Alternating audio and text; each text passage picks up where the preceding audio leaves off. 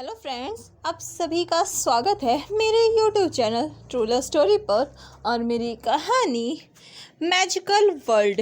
तो चलिए इस कहानी के नेक्स्ट पार्ट को शुरू करते हैं। जैसा कि हमने इसके पिछले पार्ट में देखा था, विंग ने वांग जी को एक टेम्परेरी मार्क दिया था ताकि कोई और अनदर अल्फा वांग जी पर ट्राई भी ना कर सके, उसे देख भी ना सके और विंग का सेंट वांग जी के ऊपर ही रहे। अभी मॉर्निंग का टाइम चल रहा था। वांग जी जो कि सुबह सुबह ही विमेंशन से निकल चुका था, उसने इस बारे में कांगसे सरन को कल ही इन्फॉर्म कर दिया था कि वो यहाँ से कुछ टाइम के लिए बाहर जा रहा है। कांगसे सरन ने तो कह दिया था कि हाँ वो जा सकता है, लेकिन उसे पहले विंग से बात करनी पड़ेगी क्योंकि विंग के मामले में कांगसे सरन भी कुछ नहीं कह सकती। वहीं ये जानकर वांग जी ने विंग से बात कर ली थी और वांग जी वहाँ से निकल चुका था। अभी विंग जो कि नीचे आता है, वो देखता है कि पूरे घर में वांग जी है ही नहीं वांग जी की सेंट है। ये फील करके विंग को दिल ही दिल में काफ़ी बुरा भी लगता है। वो सोचता है कि आखिर उसने क्यों वांग जी को जाने दिया, वो उसे यहीं रख सकता था, लेकिन फिर वो वांग जी से उसकी आज़ादी तो नहीं छीन सकता। आखिर वो कब तक वांग जी को अपने पास यूं ही कैद करके रखेगा। इसलिए विंग ने वांग जी को जाने दिया। विंग जाकर डाइनिंग टेबल पर बैठता है जहाँ कांगसे सरन उसके फूड को सर्व करती है। विंग अपने फूड को आराम से खाता है और फिर वहाँ से जाने लगता है। तभी कांगसे सरन विंग से पूछती हैं, विंग तुमने वांग जी को क्यों जाने दिया? जो सुनकर विंग वहीं रुक जाता है और फिर बिना पलटे ही कहता है, मैडम वी, आपका इस मैटर से कोई लेना देना नहीं है। वो मेरा ओमेगा है और मुझे क्या करना है ये मुझे ना आपको बताने की ज़रूरत है ना आपसे कुछ पूछने की ज़रूरत है। इसलिए मेरे मामलों से और मेरे ओमेगा के मामलों से दूर रहिए, ये आपके लिए और आपके हस्बैंड के लिए बेटर होगा। और ये बोलकर विंग के कदम वापस उस मैंशन से बाहर चले जाते हैं। वहीं विंग का फिर से वही रूखा जवाब सुनकर कांगसे सरन को पेन होता है, लेकिन वो इस बात से खुश थी कि कम से कम उनका बेटा उनसे बात तो कर रहा है। विंग ने उनसे बातें करना तो बंद नहीं किया।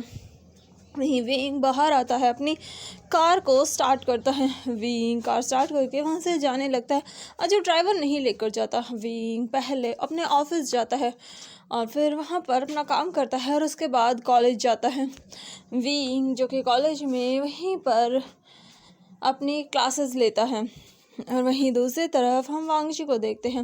वांग जी जो कि बीचिन के साथ विमेंशन से सुबह 4 बजे निकल चुका था। वांग जी बाहर आता है, वो एक टैक्सी लेता है। वांग जी ने किसी और कार को नहीं लिया, वांग जी टैक्सी लेता है और उसे लेकर विमेंशन से दूर चला जाता है। वांग जी कुछ दूर तक उस टैक्सी में ही जाता है, लेकिन सबवे स्टेशन पर आकर वांग जी टैक्सी से बाहर आता है और ट्रेन लेता है। वांग जी ट्रेन में बैठ चुका था क्योंकि उसे पता था कि विंग से वो ज़्यादा दूर नहीं जा सकता, लेकिन वांग जी को अपनी रिसर्च तो कंप्लीट करनी थी। वो जिस चीज़ को सर्च कर रहा है, वांग जी को सर्च तो करना ही था। वांग जी अपने दिल में ही कुछ बातें सोचता है और फिर उसके बाद कुछ घंटों बाद, हम 2-3 घंटों बाद देखते हैं वांग जी एक बड़े से मैंशन के सामने खड़ा था। वांग जी के हाथ में एक पुराना सा जेड पेंडेंट था। वांग जी उस पेंडेंट को लेता है और उसे लेकर अंदर चला जाता है। जैसे ही वहाँ पर मौजूद गार्ड वांग जी को देखते हैं, उसे रोकने के लिए आगे आते हैं, लेकिन वांग जी उन्हें वो जेड पेंडेंट दिखाता है, जिसे देखकर वो लोग पीछे हट जाते हैं। वांग जी अपने कदमों को बढ़ाते हुए उस मैंशन के अंदर आता है। मैंशन काफ़ी पुराना था और बहुत ज़्यादा खूबसूरत था। मैंशन को देखकर पता चल रहा था कि यहाँ कोई स्ट्रॉन्ग और पावरफुल फैमिली रहती है। वांग जी वहाँ जाकर खड़ा हो जाता है। तभी अंदर से आवाज़ आती है, क्या घर पर कोई आया है, न्यू गेस्ट? ये सुनकर वांग जी इस अजीब से बिहेवियर को देखकर सामने देखता है, जहाँ से एक बहुत ही हट्टा कट्टा आदमी चलते हुए आ रहा था। उसे देखकर पता चल रहा था कि वो बहुत ज़्यादा स्ट्रेंथ अपने पास रखता है, उसकी फिज़िकल पावर बहुत ज़्यादा हाई है। वांग जी उसे देखकर उसे ग्रीट करते हुए कहता है, हेलो मास्टर नी। जो सुनते ही नी मिंजू वांग जी को देखते हैं। उनकी आंखों में वांग जी को देखकर अलग ही स्पार्क्स आ चुके थे। नी मिंजू वांग जी को जानते हैं क्योंकि वो वांग जी से एक ऑक्शन हाउस में मिले थे जहाँ वांग जी ने कुछ आइटम्स सेल किए थे और निमिंजू को वो आइटम्स कम प्राइस में चाहिए थे, इसीलिए उन्होंने वांग जी से बात की थी। क्योंकि वो आइटम्स वांग जी के थे इसलिए वांग जी ने उनके लिए प्राइस कम कर दिया था। हालांकि वांग जी को भी उस वक्त पैसों की ज़्यादा ज़रूरत नहीं थी, इसलिए उसने नी मिंजू की हेल्प की थी और बदले में नी मिंजू ने उसे एक जेट टोकन दिया था ताकि वो उसका इस्तेमाल करके कभी भी उसके घर उससे मिलने आ सके। और वहीं वांग जी को नहीं पता था कि ये पर्सन कौन है, लेकिन बाद में उसे पता चला कि ये भी उन्हीं पावरफुल फैमिलीज़ में आता है जो कि मैजिक का बहुत स्ट्रांगली इस्तेमाल कर सकती है। वांग जी निमिंजू को देखकर कहता है, मास्टरनी आपसे मिलकर खुशी हुई। जो सुनते ही निमिंजू हल्की सी स्माइल के साथ कहते हैं, ओह तो ये तुम हो लिटिल बॉय। सच में ये दुनिया गोल है। मैं तुमसे कहाँ टकराया था और अब हम कहाँ मिल रहे हैं, बहुत टाइम बाद मिल रहे हैं। और ये सुनकर वांग जी भी बस एक हल्की सी स्माइल करता है, जो देखकर निमिंजू उसे बैठने का इशारा करते हैं। वांग जी वहाँ बैठ जाता है। निमिंजू उससे पूछते हैं, तो बताओ लिटिल बॉय, किस तरीके के हेल्प के लिए तुम यहाँ मुझसे मिलने आए हो? क्योंकि जितना मैं तुम्हें जान पाया हूँ मुझे नहीं लगता कि तुम ऐसे ही मुझसे मिलने आओगे। क्या कोई ऐसी बात है जो तुम मुझसे कहना चाहते हो? आई प्रॉमिस अगर मेरे हक में हुआ तो मैं तुम्हारी हेल्प ज़रूर करूँगा। आखिर तुमने भी तो मेरी हेल्प की थी। जो सुनकर वांग जी कहता है, ये तो आपका बड़कपन है मास्टरनी, वैसे मैं आपसे सच में एक हेल्प चाहता हूँ। जो सुनकर निमिंजू पूछते हैं, किस तरीके की हेल्प? इस पर वांग जी थोड़ा हिचकिचाते हुए कहता है, मास्टरनी मैं यहाँ पर थोड़ा न्यू हूँ, मैं इस सिटी में अभी कुछ टाइम पहले ही आया हूँ। जो सुनकर निमिंजू कहते हैं, हाँ वो तो तुम्हारे यहाँ आने से ही पता चल चुका है, क्योंकि अगर तुम इस सिटी में पहले आए होते तो तुम मुझसे ज़रूर मिलते। जो सुनकर वांग जी कहता है, जी ज़रूर। फिर वो निमिंजू से कहता है, मास्टरनी एक्चुअली मैं यहाँ पर अपने किसी काम की वजह से आया हूँ और अभी मेरे पास रहने के लिए कोई जगह नहीं है। अगर आप बुरा ना माने तो क्या आप मेरी कोई अच्छी सी जगह ढूंढने में हेल्प कर सकते हैं जहाँ मैं आराम से रह सकूँ? और ये सुनकर निमिंजू कहते हैं, इसकी कोई ज़रूरत नहीं है लिटिल बॉय, अगर तुम बुरा ना मानो तो तुम हमारे इसी घर में रह सकते हो। वैसे भी यहाँ पर सिर्फ मैं और मेरा छोटा भाई रहता है, हमारी और कोई फैमिली नहीं है, लेकिन अगर तुम रहोगे तो हमें बहुत अच्छा लगेगा। जो सुनकर वांग जी कहता है, नहीं मास्टरनी, वैसे भी मैं कोई आपका फैमिली मेम्बर नहीं हूँ। जिस पर निमिंजू कहते हैं थोड़ा हंसते हुए, इसमें फैमिली मेम्बर की बात क्या है, तुमने हमारी हेल्प की और तुम नहीं लगते कि तुम कोई बुरे इंसान हो, इसलिए तुम यहाँ कंफर्टेबली रह सकते हो। और वैसे भी ये घर बहुत बड़ा है, अगर यहाँ पर और भी पर्सन रहेंगे तो मुझे नहीं लगता कि मेरे घर के रूम्स कम पड़ेंगे तुम्हारे लिए। और ये बोलकर वो हंसने लगते हैं। ये देखकर वांग जी भी थोड़ा सा मुस्कुराता है, उसे निमिंजू का बिहेवियर थोड़ा अजीब लग रहा था। तो वहीं वांग जी को देखकर निमिंजू भी काफ़ी खुश थे। वो वांग जी की तरफ थोड़ा अट्रैक्टिव भी फील कर रहे थे, क्योंकि वांग जी लिटरली बहुत ज़्यादा ब्यूटीफुल था। उसके वाइट हेयर और साथ में उसका वाइट अटायर चांद लगा रहा था उसकी ब्यूटी में। निमिंजू फिर वांग जी को वहीं रुकने के लिए मना लेते हैं। वांग जी भी ना चाहते हुए भी वहीं रुक जाता है, लेकिन वांग जी का ओरिजिनल प्लान ही यही था कि वो निमिंजू के घर में ही रहे, क्योंकि उसे कुछ चीज़ों के बारे में पता करना था। वांग जी वहीं उस घर में रुक जाता है। वांग जी वहाँ पर अपने एक रूम को ले लेता है। निमिंजू उसे एक रूम दिखाते हैं जो वांग जी को भी सही लगता है। वांग जी उस रूम में रुक जाता है। निमिंजू फिर वहाँ से जाते हुए कहते हैं, वैसे मैंने तुम्हारा नाम नहीं पूछा, अगर तुम बुरा ना मानो लिटिल बॉय तो तुम मुझे अपना नाम बता सकते हो? जो सुनकर वांग जी कहता है, जी ज़रूर, मेरा नाम हंगुंग जुन है। जो सुनकर निमिंजू कहते हैं, ओ हंगुंग जुन, जिस पर वांग जी बस स्माइल करता है। वहीं ये देख कर निमिंजू कहता है, बहुत प्यारा नाम है तुम्हारा, वैसे मेरा नाम निमिंजू है और मेरा छोटा भाई जिसका नाम नी हुसैन है। ये सुनकर वांग जी कहता है, आपसे मिलकर खुशी हुई मास्टरनी। और सुनकर निमिंजू भी स्माइल करते हैं। फिर वो लोग थोड़ी देर बात करते हैं और फिर निमिंजू वहाँ से काम का कहकर चले जाते हैं। वांग जी वहीं अपने रूम में रहता है वो अभी कोई जल्दबाजी नहीं करने वाला था, क्योंकि अगर वो जल्दबाजी करता तो नीमिंजू को उस पर शक होने में सेकंड भी नहीं लगते। इसलिए वांग जी बहुत धीरे धीरे हिदायत से काम करने के बारे में सोचता है। वांग जी वहीं उस रूम के बेड पर लेट जाता है। ये बेड विमेंशन से बहुत ज़्यादा हार्ड था, क्योंकि विमेंशन के बेड्स काफ़ी सॉफ्ट थे और वांग जी का बेड तो बहुत ज़्यादा सॉफ्ट था, क्योंकि विंग ने उसका बेड बाद में चेंज करा दिया था और उसका बेड बहुत ज़्यादा सॉफ्ट और फ्लफी हो चुका था। वांग जी उस बेड पर लेटता है। वो बेड काफ़ी हार्ड था। वांग जी उसे थोड़ा थपथपाते हुए कहता है, ये काफ़ी हार्ड मेटल है। और ये बोलकर वांग जी वहीं पर आराम से लेट जाता है। वांग जी कुछ चीज़ों के बारे में सोच रहा था, लेकिन बार बार घूम फिर कर उसके दिमाग में विंग ही वांग जी के दिमाग में बार बार घूम फिर के विंग ही आ रहा था। जो सब सोच कर वांग जी का दिमाग पूरी तरीके से खराब हो चुका था। वांग जी अपने बालों में अपने हाथ को फिराता है, लेकिन फिर से उसके दिमाग में विंग ही आता है। वांग जी खुद से कहता है, मैं क्या करूं? मैं उस लड़के से इतना दूर आ चुका हूँ, लेकिन फिर भी मेरे दिमाग में बार बार वही क्यों आ रहा है? और ये सोचकर वांग जी अपने सर को हिलाता है। तभी बीचिंग की आवाज़ उसके कानों में जाती है। वांग जी, तुम्हें अपने मिशन से भटकना नहीं चाहिए। तुम एक काम के लिए आए हो और तुम्हें वही काम करना चाहिए। जो सुनकर वांग जी भी थोड़ा रूड वॉइस में कहता है, मुझे पता है बीचिन, तुम्हें बार बार मुझे ये चीज़ याद दिलाने की ज़रूरत नहीं है कि मैं कौन हूँ और मैं क्या करने आया हूँ।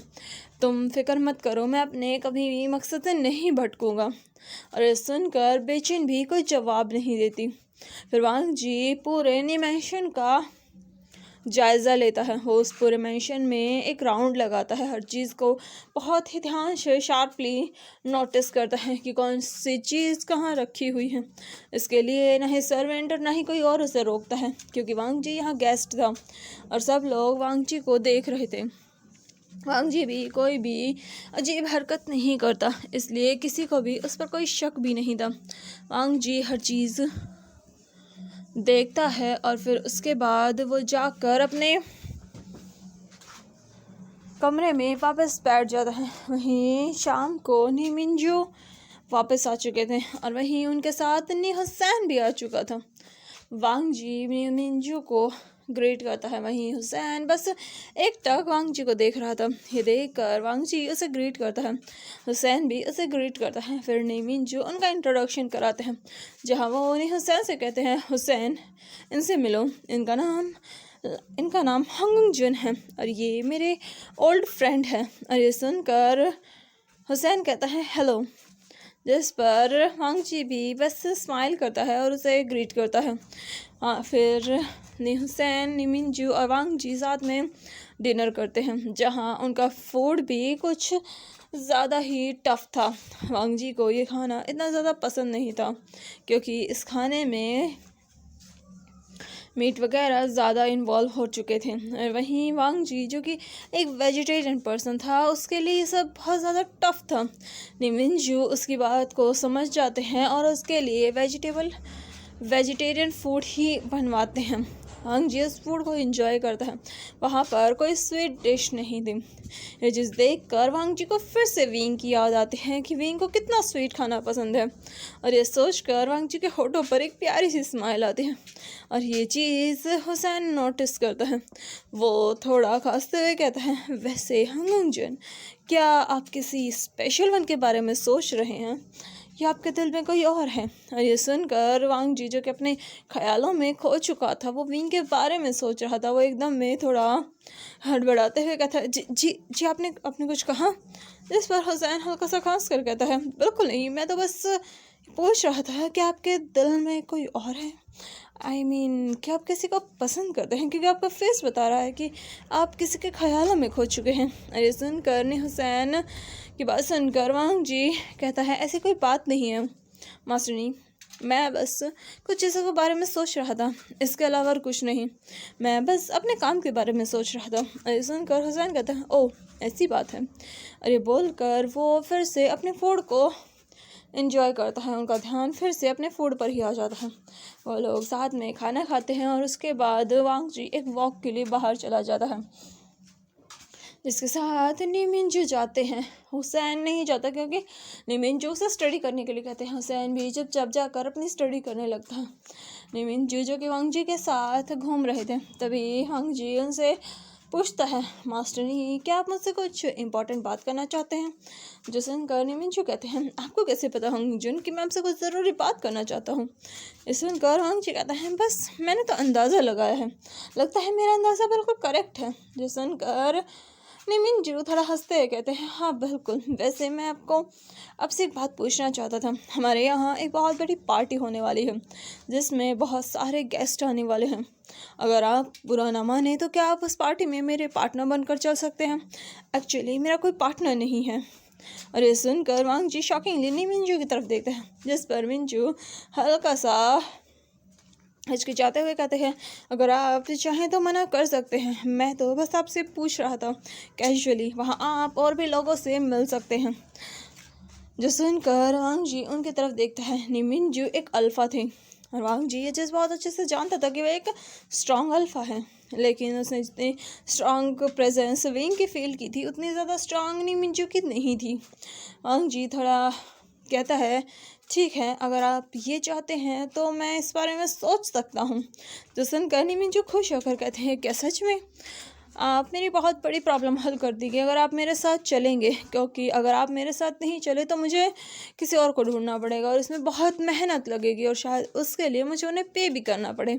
जो सुनकर वांग जी हल्का सा हंसता है। ये देख कर नीमिंजू कहते हैं, वैसे हंग जुन, अगर आप एक बात बुरा ना माने तो मैं बोलूँ? जिस पर वांग जी कहता है, हाँ बिल्कुल, बताइए आप किस बारे में बात करना चाहते हैं? जिस पर नीमिंजू कहते हैं, वैसे हंग जुन, क्या आप किसी के साथ रिलेशनशिप में है? ये सुनकर वांग जी शॉकिंगली पूछता है, आपको ऐसा क्यों लगता है? जिस पर नीमिंजू कहते हैं, कुछ नहीं, बस मुझे लगा आप जैसा ब्यूटीफुल और चार्मिंग ओमेगा भला इतना टाइम तक सिंगल कैसे रह सकता है? और ये सुनकर वांग जी हल्का सा हंसकर कहता है, ऐसी कोई बात नहीं है मास्टरनी, मैं अभी तक सिंगल हूँ। और ये सुनकर नीमिंजू शॉकिंगली पूछते हैं, क्या सच में? जिस पर वांग जी कहता है, हाँ बिल्कुल। जिस पर नीमिंजू कहते हैं, अगर ऐसा क्यों? आप इतने ज़्यादा ब्यूटीफुल हैं, इतने ज़्यादा टैलेंटेड है, फिर भला आप सिंगल कैसे हैं? जिस पर वांग जी कहता है, क्योंकि मुझे कोई ऐसा अल्फ़ा ही नहीं मिला जो कि मेरी टक्कर का हो। अरे सुनकर नीमिंजू वांग जी को देखकर स्माइल करते हैं। ये देखकर वांग जी पे हल्का सा स्माइल करता है। फिर वो लोग उस वॉक से वापस आने लगते हैं। तभी नीमिंजू कहता है, वैसे अब तो हम अच्छे दोस्त बन चुके हैं। जिस पर वांग जी कहता है, हाँ बिल्कुल, हम अच्छे दोस्त बन चुके हैं। अरे बोलकर वो स्माइल करता है और फिर उसके बाद वो दोनों अपने अपने रूम में चले जाते हैं। वांग जी अपने रूम में अपने बेड पर लेट कर कहता है, फाइनली, सच में मुझे इस इंसान को अपनी तरफ करने में थोड़ी और मेहनत करनी पड़ेगी।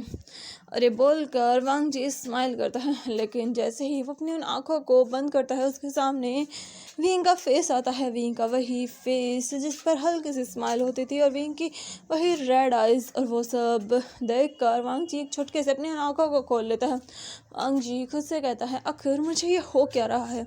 क्यों बार बार मेरे दिमाग में, मेरे ख्यालों में हर वक्त वो इंसान आता रहता है? मैं उस लड़के से इतनी दूर आ गया हूँ, यहाँ आ चुका हूँ, लेकिन फिर भी मेरे दिमाग में, मेरे दिल में, मेरे ख्यालों में सिर्फ वही आता है।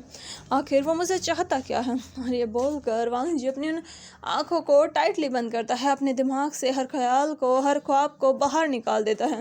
वांग जी अपनी मैजिकल पावर्स का थोड़ा इस्तेमाल करता है और अपने आप को एक गहरी नींद में डुबो देता है।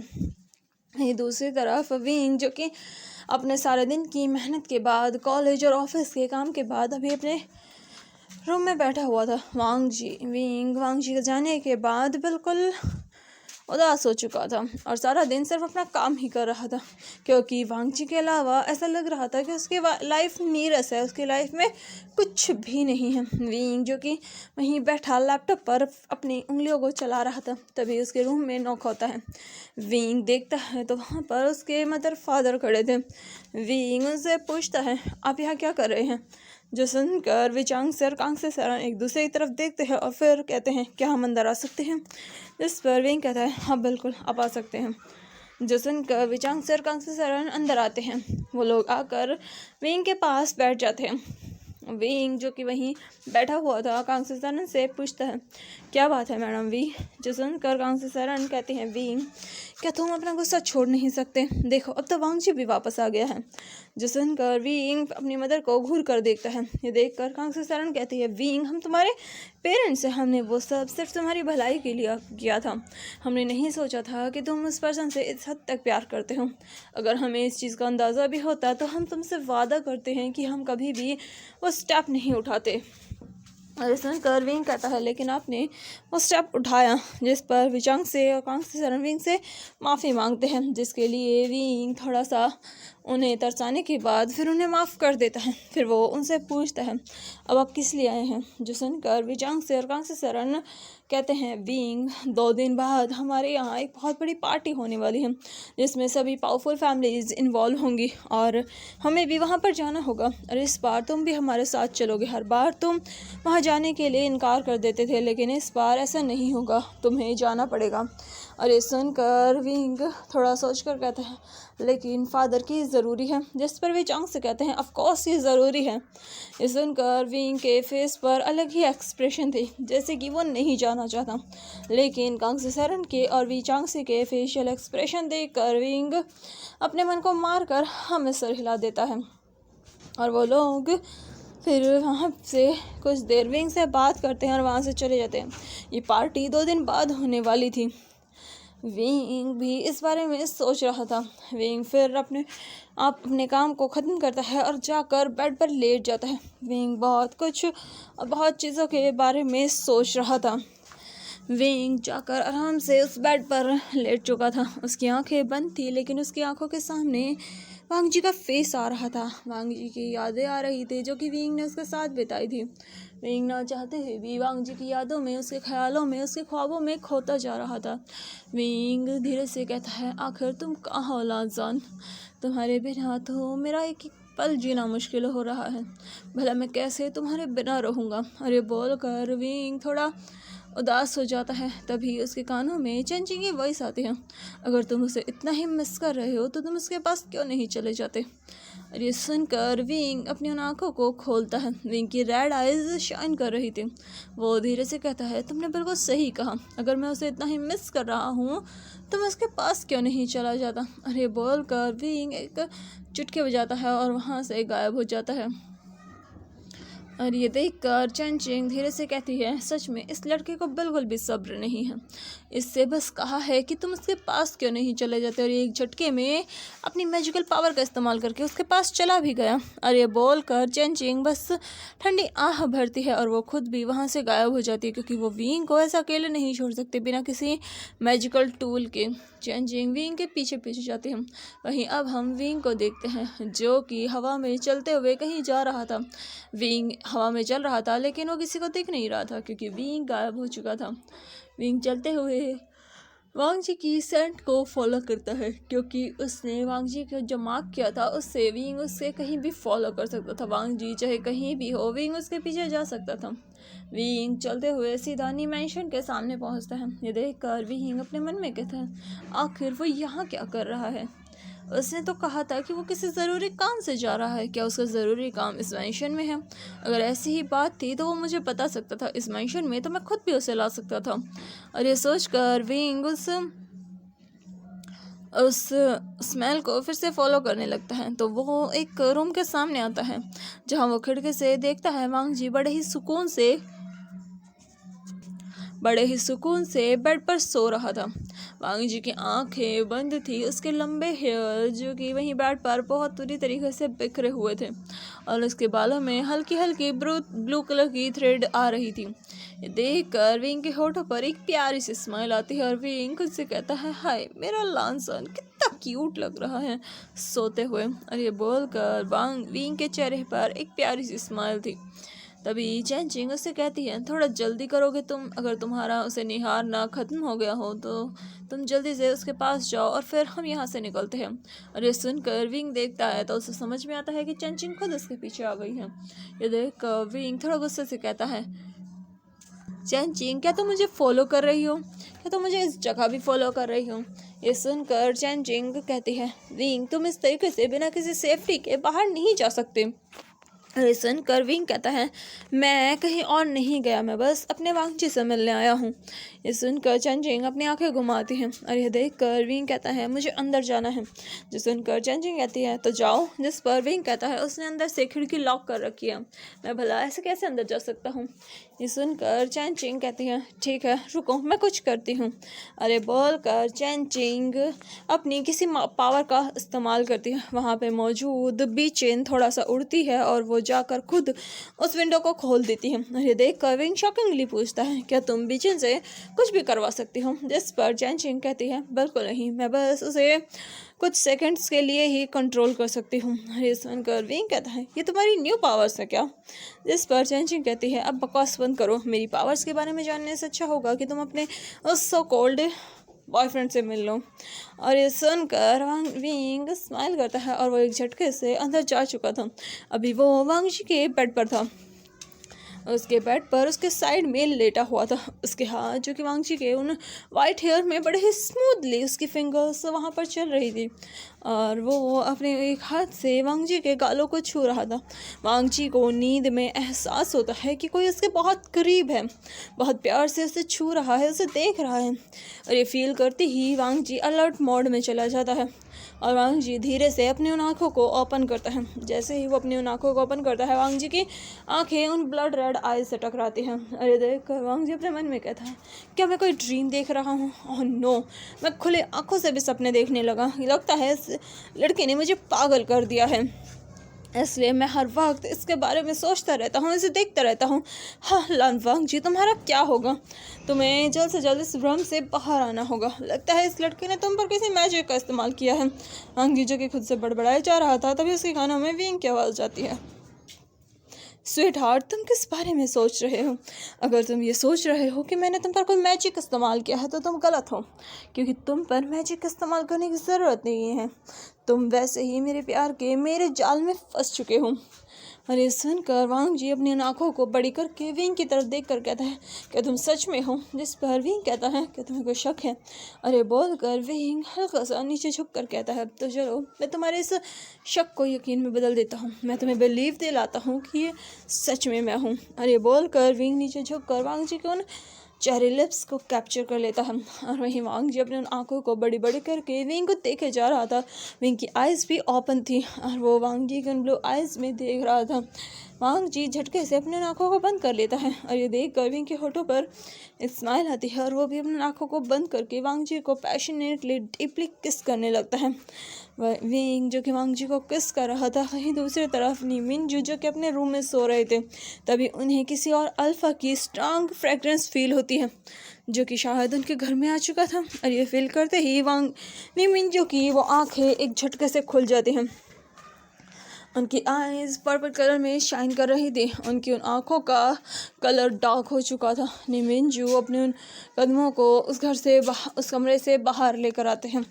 निमिनजू अपने साथ अपनी स्वॉर्ड को लेकर आ रहे थे। वो अपनी स्वॉर्ड को लेकर सीधा वांगजी के रूम के सामने पहुंचते हैं। उन्हें वांगजी के रूम से बहुत स्ट्रांग अल्फा की सेंट आ रही थी। और ये फील करके निमिनजू का गुस्सा और भी ज़्यादा आसमान पर चढ़ जाता है, क्योंकि उनके घर में कोई अल्फा इस तरीके से नहीं घुस सकता और बिना उनकी परमिशन के तो बिल्कुल भी नहीं। और ये चीज़ निमिनजू बर्दाश्त नहीं कर सकते। निमिनजू अपने स्वॉर्ड बादशाह को लेते हैं और सीधा उस दरवाजे पर बिना किसी वार्निंग के अटैक कर देते हैं। और वहीं विंग जो कि वांगजी को किस कर रहा था, उसे किसी के आने की आहट होती है और ये फील करते ही विंग खुद वहाँ से गायब हो जाता है। वांगजी जो कि बेड पर लेटा हुआ था पसीने से तरबतर था, क्योंकि विंग उसे किस बहुत टाइम से कर रहा था और उसने उसे सांस तक लेने का मौका नहीं दिया। वांगजी हाफने लगते हैं, लेकिन जैसे ही उसे दरवाज़ा टूटने की आवाज़ आती है वांगजी अपने आप को जल्दी से संभालता है, सही करता है और सामने देखता है जहाँ निमिनजू बादशाह को लेकर गुस्से से लाल पीले होकर वहीं खड़े थे। निमिनजू चिल्लाते हुए कहते हैं आखिर कौन अल्फा है जो मेरे घर में इस तरीके से घुस चुका है, किसकी हिम्मत हुई निमिनजू के घर में इस तरीके से घुसने की। आज मैं उस अल्फ़ा के टुकड़े टुकड़े कर दूंगा जिसने मेरे घर में इस तरीके से आने की हिम्मत दिखाई, और वो भी हमारे गेस्ट के रूम में। मैं उस अल्फ़ा को नहीं छोड़ूंगा। अरे बोलकर नीमिंजू बादशाह को बुरी तरीके से वहाँ पर हिला रहे थे, और ये देख कर एक पल के लिए तो वांग जी भी घबरा जाता है, क्योंकि नीमिंजू सच में बहुत ब्रूटली बादशाह को घुमा रहे थे। साफ साफ पता चल रहा था कि वो जो भी अल्फ़ा है नीमिंजू से नहीं छोड़ने वाले। और ये देख कर वांग जी अपने मन में कहता है, ये लड़का सच में खुद तो प्रॉब्लम क्रिएट करता है और साथ में दूसरों के लिए भी प्रॉब्लम क्रिएट कर देता है। और ये बोलकर वो जल्दी से भाग कर नीमिंजू के पास जाकर कहते हैं, मास्टर नी शांत हो जाइए, आप गलत समझ रहे हैं। और ये फील करके नीमिंजू गुस्से से कहते हैं, हंगंगजून, क्या यहाँ पर कोई अल्फ़ा था आपके साथ? अब बस मुझे बताइए, मैं उस अल्फ़ा का सर उसके धड़ से अलग कर दूंगा। आखिर उसकी हिम्मत कैसे हुई इस तरीके से मेरे घर में आपके रूम में घुसने की? और ये सुनकर वांगची कहता है नीमिंजू से, मास्टर नी थोड़ा शांत हो जाइए। लेकिन नीमिंजू अभी भी गुस्से से बिल्कुल पागल हो चुके थे। तभी वहाँ पर नी हुसैन थोड़ा दौड़ते दौड़ते घबराते हुए आता है और कहता है, गगा क्या हो गगा? जिस पर नीमिंजू कहते हैं, हुसैन क्या तुम्हें पता नहीं चला, क्या तुम्हें ये एहसास नहीं हुआ कि यहाँ हमारे अलावा कोई और अल्फ़ा भी मौजूद है? और ये सुनते ही नी हुसैन उस रूम को स्निफ करता है और कहता है, नहीं गगा, यहाँ पर सिर्फ एक ओमेगा की फ्रेगरेंस है। जिस पर नीमिंजू गुस्से से नी हुसैन की तरफ अपनी सौर बादशाह को करते हुए कहते हैं, नी हुसैन क्या तुम्हारी नाक खराब हो चुकी है? क्या तुम्हें फील नहीं हो रहा यहाँ पर कोई अल्फ़ा था? और ये फील करके नी हुसैन भी थोड़ा डर जाता है और वो कहता है, गगा आप। लेकिन नीमिंजू बहुत ज़्यादा गुस्से में थे, और ये देख कर नी हुसैन अपने मुंह को बंद करना ही सही समझता है। वांग जी अपनी आंखों से नी हुसैन को इशारा करता है कि वो नीमिंजू को समझाए कि यहाँ पर सच में कोई और अल्फ़ा था ही नहीं। नी हुसैन भी उसकी बात समझ कर नीमिंजू को समझाने की नाकाम कोशिश करता है, लेकिन नीमिंजू कि वो उसकी बात सुनेगी? बिल्कुल भी नहीं। नीमिंजू जो कि गुस्से से पागल हो चुके थे, वो अपने सभी गार्ड्स को हर जगह ढूंढने के लिए कहते हैं, लेकिन विंग जो कि वहाँ से बहुत दूर आ चुका था, वहीं विंग थोड़ा गुस्सा भी था और थोड़ा चिढ़ा हुआ भी। और ये देखकर चेंजिंग हंसते हुए कहती है, क्या हुआ? लगता है कि तुम्हारा मूड बिल्कुल सही नहीं है। क्या तुम अपने इस प्यार से मिलकर भी खुश नहीं हो? और ये सुनकर विंग भड़कते हुए कहता है, क्या बकवास कर रही हो तुम? वहाँ पर वो पागल नी ब्रदर्स आ चुके थे, तुम्हें पता है? वो गुस्से से मुझे ढूंढ रहा है। उस इंसान की हिम्मत कैसे हुई मेरे वांग जी के रूप में इस तरीके से एंटर करने की? मैं उस इंसान को जिंदा नहीं छोड़ूंगा। अरे सुनकर चेंजिंग कहती है, और रियली वुशान, सच में? जिस पर वुशान कहता है, क्या तुम्हें इस बात में कोई शक है? जिस पर चेंजिंग कहते हैं, नहीं शक तो नहीं है, लेकिन फिर भी तुम इस तरीके से रिएक्ट कर रहे हो। जिस पर पिंक कहता है, अगर मैं रिएक्ट ना करूँ तो क्या करूँ? वो इंसान मेरे वांग जी के रूम में घुस गया, पता नहीं वो उसके साथ क्या कुछ करेगा। बिल्कुल नहीं, मैं अपने वांग जी को वहाँ पे एक पल भी नहीं छोड़ूंगा। ये सुनकर चेंजिंग विंग को शांत करते हुए कहती है, विंग संभालो खुद को, अगर तुम इस तरीके से रिएक्ट करोगे तो वो ओमेगा वांग जी तुम्हारे करीब कभी नहीं आएगा। और ये सुनकर वांग जी गुस्से से कहता है, चेंजिंग। लेकिन चेंजिंग वांग जी विंग को समझाती है और विंग थोड़ा थोड़ा उसकी बात समझ भी जाता है। और फिर विंग और चेंजिंग वहाँ से निकल जाते हैं। वहीं दूसरी तरफ नीमिंजू ने सारे गार्ड्स को उस पर्सन को ढूंढने के लिए लगा दिया था जो कि वांग जी के रूम में आया था, और वो ऑब्वियसली विंग ही था। लेकिन गार्ड्स विंग को नहीं ढूंढ पाते, और इससे नीमिंजू और भी ज़्यादा गुस्सा हो जाता है, और वो पूरी रात ना खुद सोता है ना किसी को सोने देता है, जिससे वांग जी को भी नीमिंजू से थोड़ी चिढ़ हो रही थी, क्योंकि आखिर ये इंसान कैसा है, ये वांग जी के लिए इतना ज़्यादा प्रोटेक्टिव है। और ये चीज़ फील करके वांग जी को थोड़ा गुस्सा भी आ रहा था। तो चलिए देखते हैं हम इसके नेक्स्ट पार्ट में आगे क्या होता है इस कहानी में। वैसे मैं इस कहानी को ज़्यादा लेंथी नहीं बनाऊंगी, अगर आप के लिए मैं एक नई स्टोरी लेकर आऊँगी। इस कहानी को मैं ज़्यादा लेंथी नहीं करने वाली, क्योंकि मुझे भी ज़्यादा लंबी स्टोरीज पसंद नहीं, क्योंकि मैं खुद भी बोर हो जाती हूँ। और हाँ, अगर पीछे की कोई नॉइज़ आ रही है तो प्लीज़ उसे इग्नोर कीजिए, क्योंकि हमारे यहाँ किसी की मैरिज है, और शादी में अगर हम ये ढोल नगाड़े ना बजे तो वो शादी कैसी? तो ये उसी की ही वॉइस है, हमारे पड़ोस में ही शादी है, इसी की आवाज़ें हैं, तो प्लीज़ इन्हें थोड़ा इग्नोर कीजिए। और मेरे चैनल को लाइक कीजिए, शेयर कीजिए, सब्सक्राइब कीजिए, और कमेंट करना तो ना भूलें, और आप शेयर भी कर सकते हैं। Thank you and take care.